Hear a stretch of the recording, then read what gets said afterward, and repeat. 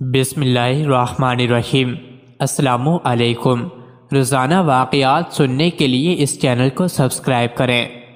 حضرت جمال الدین صاحب رحمۃ اللہ علیہ ایک مرتبہ اس علاقے میں تشریف لے گئے جہاں ہلاکو خان کا بیٹا شکار کے لیے گیا ہوا تھا۔ آپ رحمۃ اللہ علیہ نے جنگل میں نماز صبح ادا فرمائی۔ ہلاکو خان کا لڑکا ولی عہد شکار کھیلتا ہوا وہاں سے گزرا، آپ کی قرت سن کر کھڑا ہو گیا۔ جب آپ رحمۃ اللہ علیہ نماز سے فارغ ہوئے تو کہنے لگا، آپ کا قرآن پاک پڑھنا میں نے سنا ہے اور یقین کیا ہے کہ یہ خدا تعالیٰ کا کلام ہے، لیکن آج میں اسلام نہیں لاتا۔ میرا والد ہلاکو خان جب فوت ہو جائے گا اس وقت آپ تشریف لانا، میں اسلام قبول کر لوں گا۔ چنانچہ ہلاکو خان کی وفات کے بعد جب وہی لڑکا تخت نشین ہوا تو حضرت جمال الدین صاحب رحمۃ اللہ علیہ کا وصال ہو چکا تھا۔ انہوں نے اپنے خلیفہ کو وصیت فرمائی کہ ہلاکو خان کے لڑکے نے وعدہ کیا ہوا ہے، تم میری طرف سے جا کر وعدہ یاد دلانا اور دعوت اسلام دینا۔ جب وہ خلیفہ تشریف لائے اور وعدہ یاد دلایا، نیز جنگل کا واقعہ بتایا تو کہنے لگا، ٹھیک ہے، آپ وہی صاحب ہیں۔ فرمایا، ان کا وصال ہو گیا ہے، ان کی وصیت کے مطابق میں آیا ہوں۔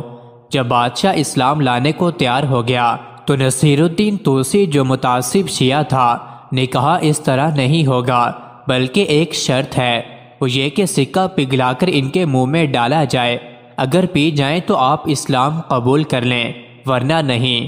انہوں نے فرمایا، اے بادشاہ، تیرے وعدے میں یہ شرط نہیں ہے، لیکن توسی کہنے لگا، یہ ضرور ہوگا۔ چنانچہ جلدی جلدی اس نے سکہ پگھلا کر خلیفہ صاحب کے منہ میں ڈالا تو آپ شربت کی طرح پی گئے۔ اب بادشاہ تیار تھا کہ توسی نے دوبارہ چالاکی ظاہر کی اور کہنے لگا، اب تو چند آدمی آپ کے پاس ہیں۔ بادشاہ کا اس وقت اسلام قبول کرنا، ایک مذہب چھوڑ کر دوسرا مذہب اختیار کرنا معمولی بات نہیں، اس لیے مجمع عام ہونا چاہیے تاکہ دوسرے بھی دیکھ کر اتباع کریں۔ اس کی صورت یہ ہے کہ ایک دن مقرر کر کے وسیع میدان میں تمام لوگ جمع ہو جائیں، وہاں خلیفہ صاحب ہمارے مشہور پہلوان سے کشتی کریں گے، اگر اس کو بھی گرا لیا تو پھر بادشاہ کو عام اختیار ہوگا۔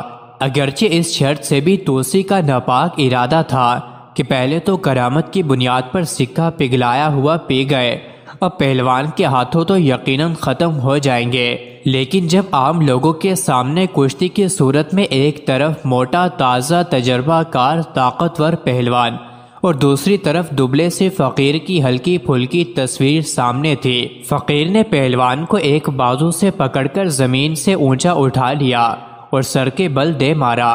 پہلوان نے آپ رحمۃ اللہ علیہ کی طاقت بیان کی کہ مجھے تو کوئی آفت معلوم ہوئی تھی جس نے مجھے سنبھلنے بھی نہ دیا، بلکہ میرے تمام اعضاء سلب ہو گئے۔